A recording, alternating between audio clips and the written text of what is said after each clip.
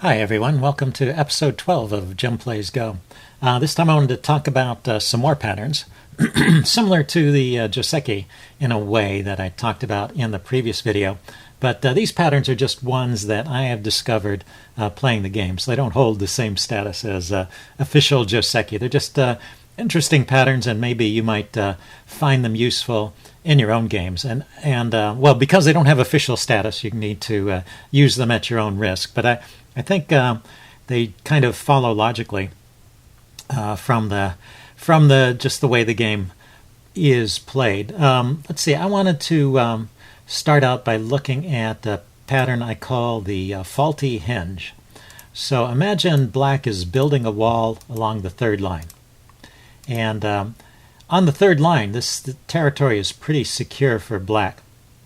It's difficult for white to invade, but white at this point is, say he chooses to try and stop black from expanding and gaining more territory.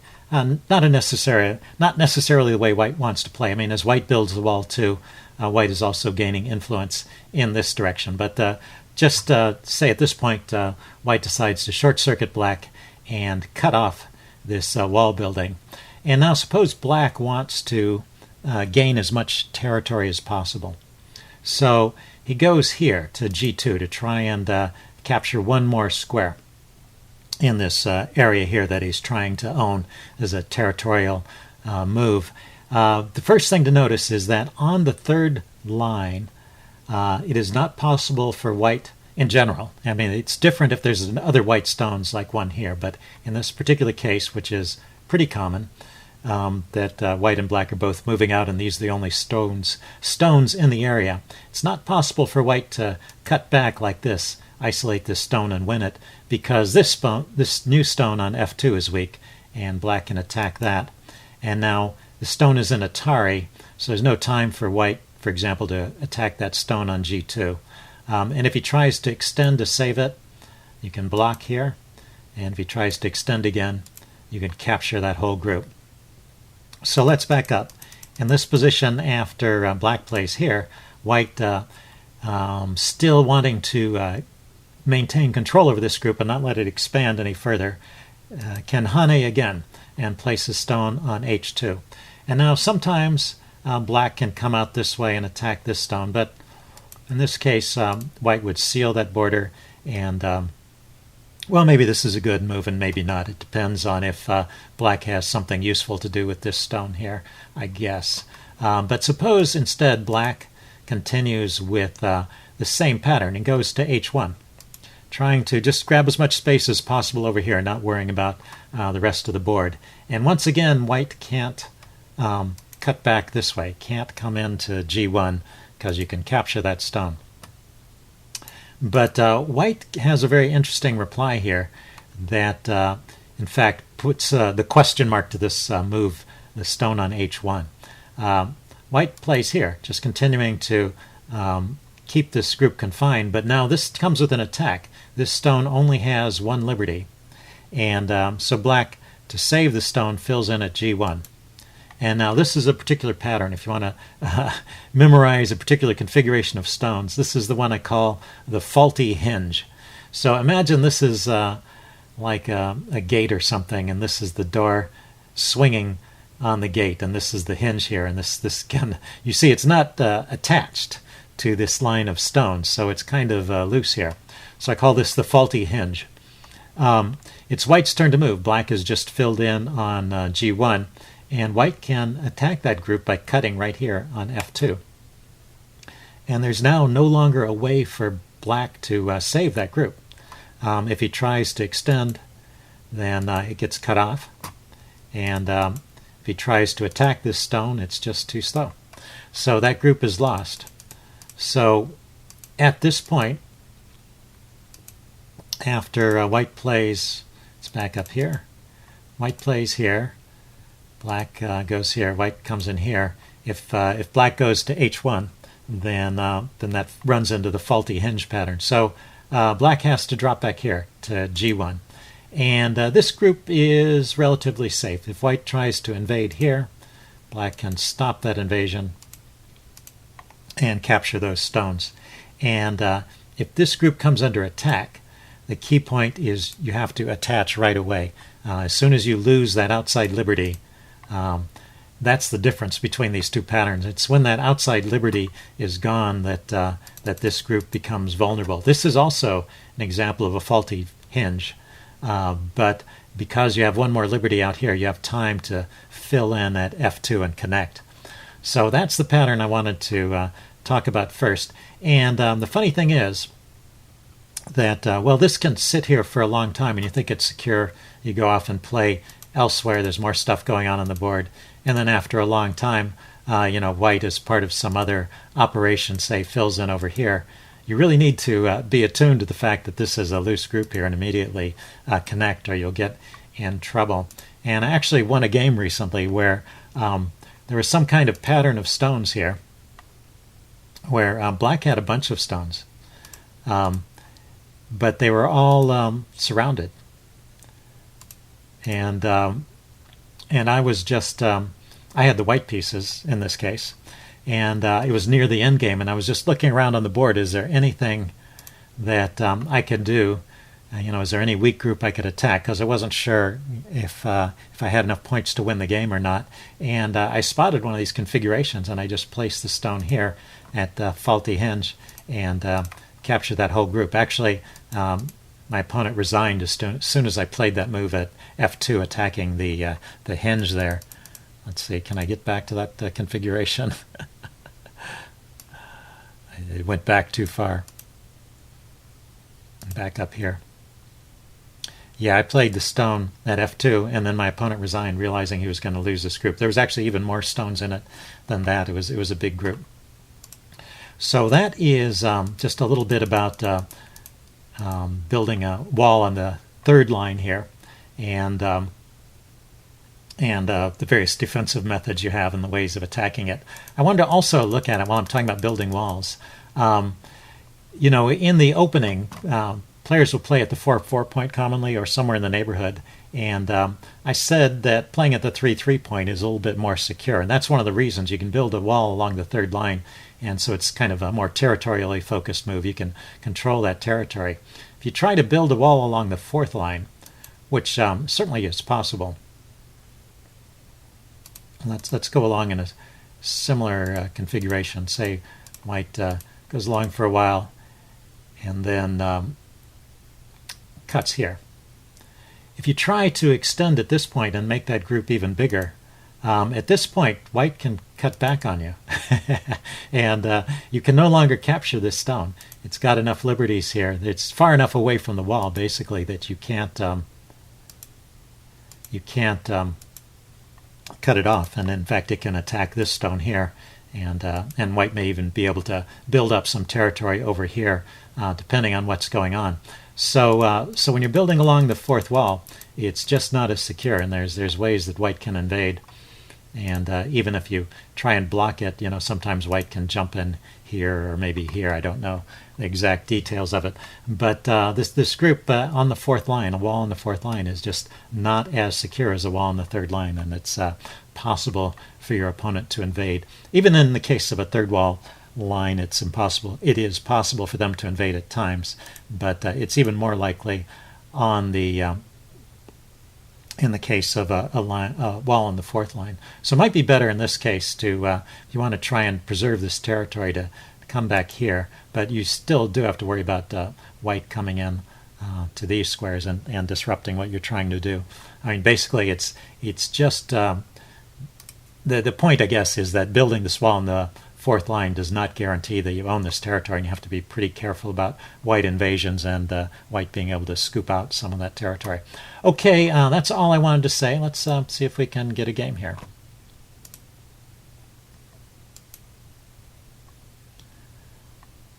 Okay.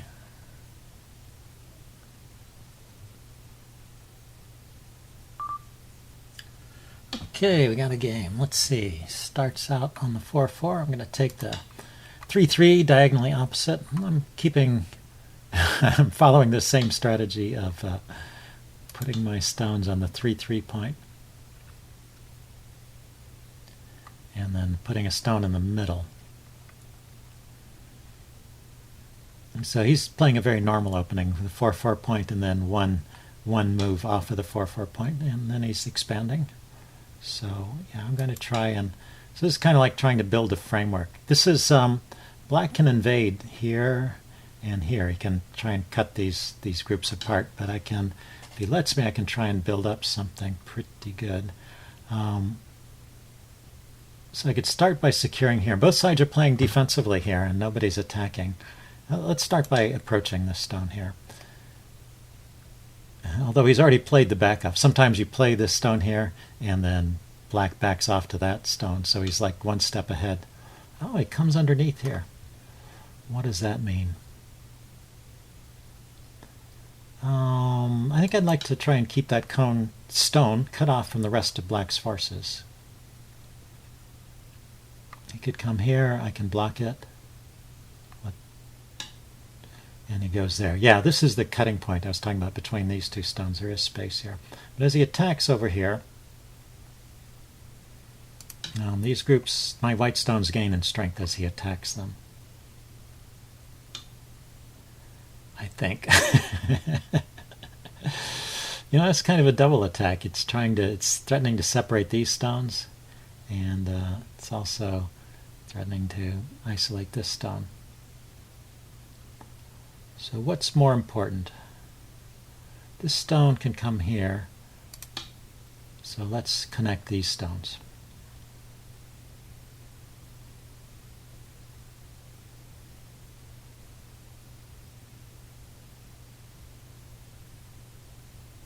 And he has broken this stone apart from those stones. So I can save that.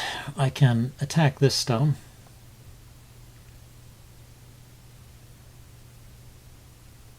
If I go here, where is he going next? Is he continuing to attack it? Not sure. I think I can come back and get this stone at some later date, so it's not urgent to round it up right away. So I think. Okay, this stone is not yet attacked.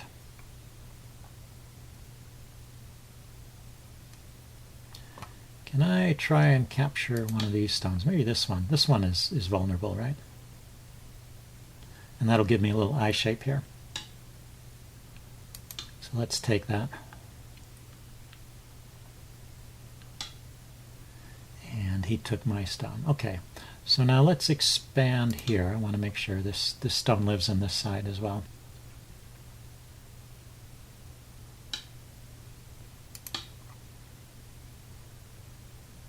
He's got a lot of diagonal moves here. These are, it covers space and it creates eyes, but it creates also lots of cutting points. So I can cut here, but he can capture. I could attack here, he fills in. Maybe it's okay. So it seems like he's grabbing this side. Let's try and make sure I keep the corner here.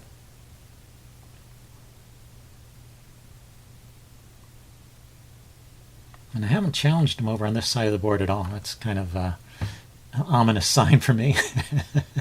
And this group here is very solid, but it's a whole lot of stones covering very little territory, so it looks like a bad trade-off there. Let's continue to build along here. Maybe I can create some space on the side of the board for myself. I wonder if he's still going to cut. And I took that side this time.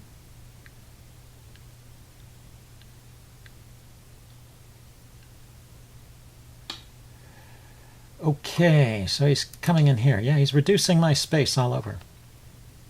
This guy's playing good. Well, he's playing well.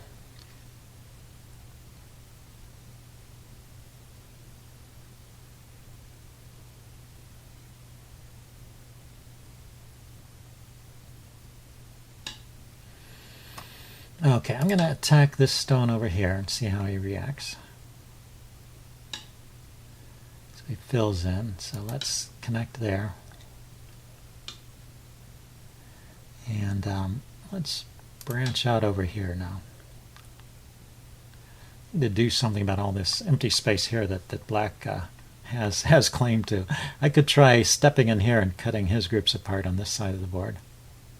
This area here is pretty small, so I'm not too worried about that. But my areas are small, and this is a big area, this is a big area.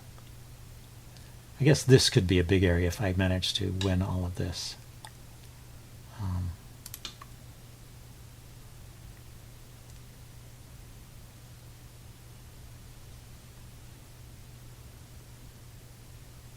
And this group seems weak. It seems like I'm not necessarily even getting this corner here. I want to make sure I can connect over here.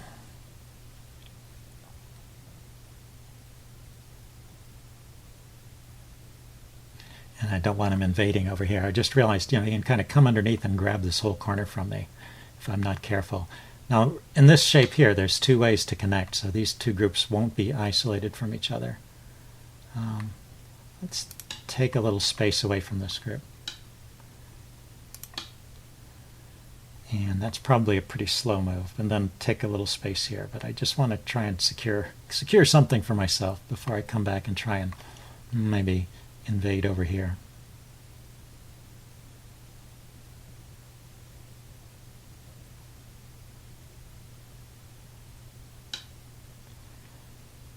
Yeah, okay, so we had a similar idea. He's grabbing a little space there. He's got to fill in there. So that gives me a chance to expand. Where should I expand to? Can I jump out to the center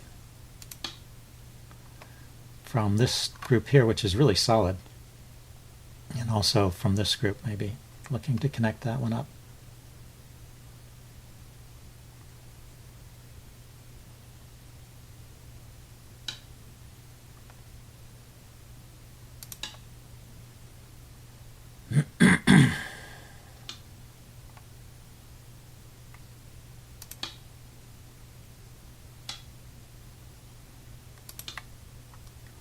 Okay, well, that expanded this group here by a little bit.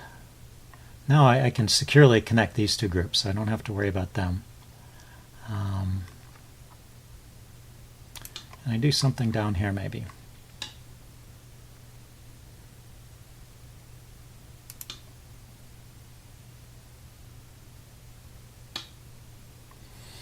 Maybe not.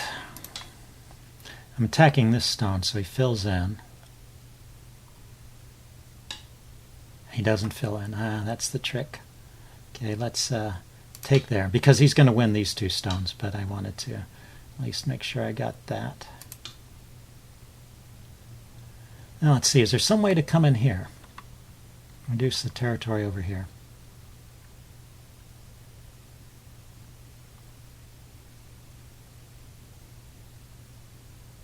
If I place a stone here, that comes with tempo because he wants to connect and repair that.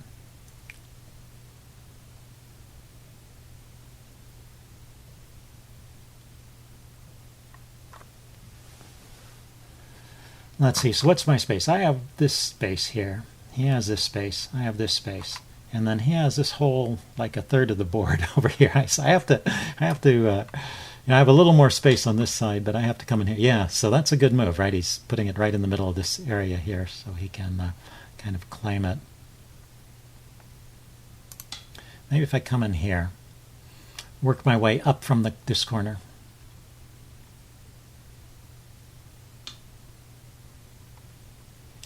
Well, that's interesting. He didn't mind me connecting here. I'm going to threaten this stone. And if he protects it, then I'm going to threaten this stone. Yeah, this is just gaining a little bit of space, I guess. This is not really a big move.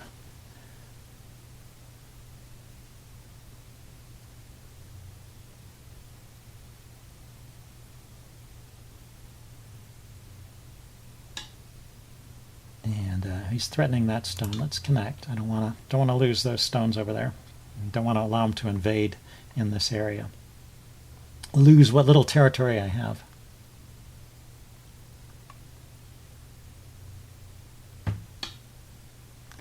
Okay, so he is invading over there. That's annoying. Let's make sure that doesn't spread.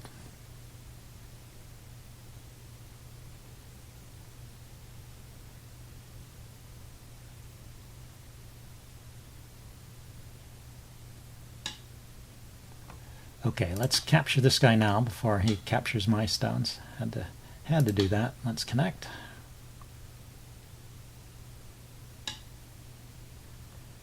And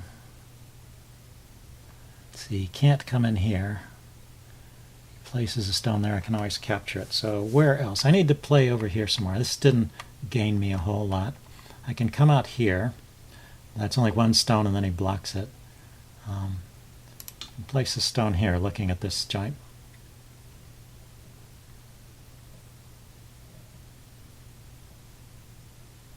This should fail, really. Realistically, there's no way that an invasion surrounded by all these black stones should succeed. But I gotta try. Either that or resign. So there, and he connected at that point.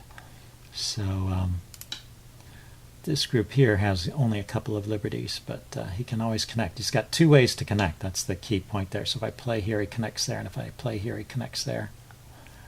So that's good for black.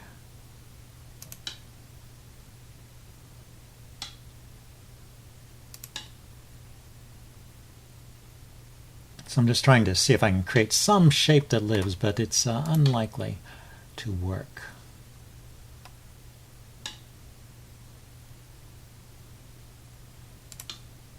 If I place a stone there, he captures it. So I was trying to build up to it. It's still going to get captured, isn't it?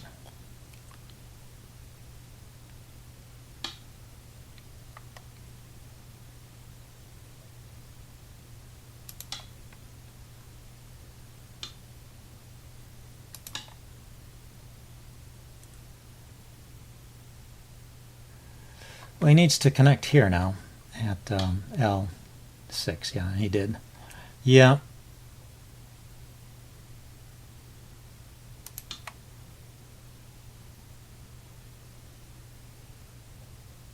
If I were to connect there, I would have been able to capture this group.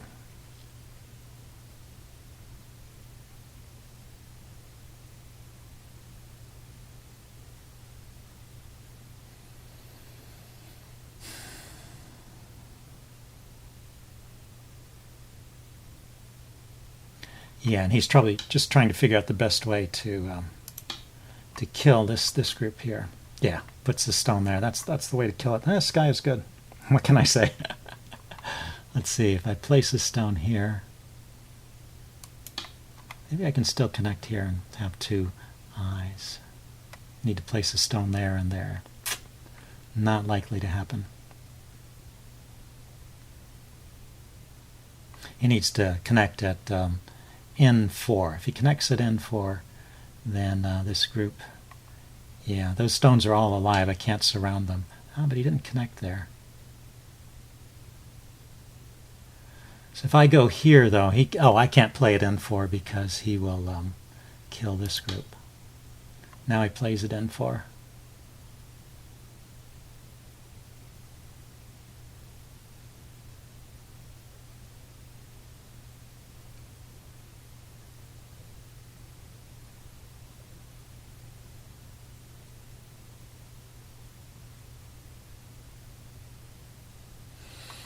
He's thinking about this. I think he just has to play there. Otherwise, this group lives. Well, and maybe he wins anyway. Let's see, how much space does he have? He played over there. Okay, he decided to kill that group. Well, we'll play this out to the end then, and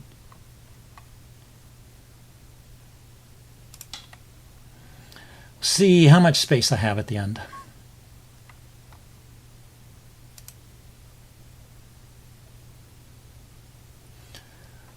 Okay, well, it shows me winning.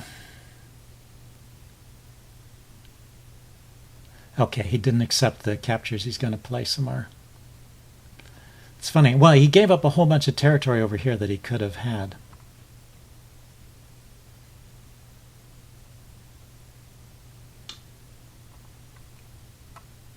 So, anyway, let's make sure that group is connected.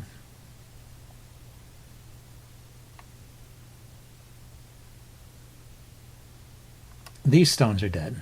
He just needs to surround them. They're not connected to anything, and I can't save them.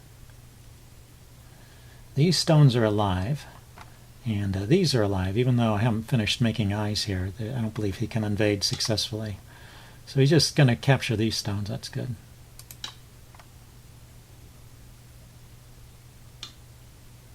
And stop me from expanding. Yeah, that's good. And I'll get that stone.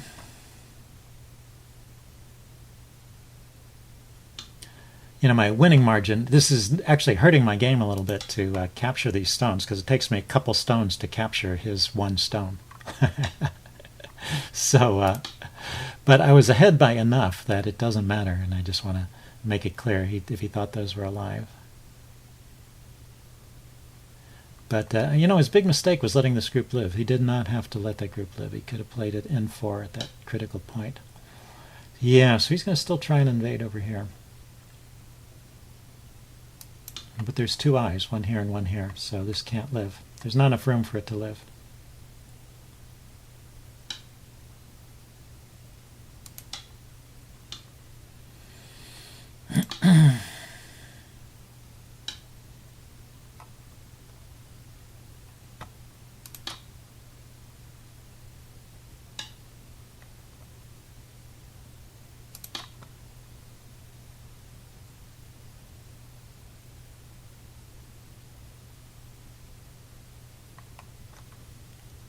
Okay, so it's starting to become clear. These stones are still dead. It's not a situation of mutual life. I can just play here and here and kill them. So I'm going to pass after this. Okay, he just resigned. So interesting. It shows 34 points to 30. But if we look at this, I actually own all of this territory. So he resigned. Anyway, interesting game. Hope you guys enjoyed it, and I will see you again soon. Bye.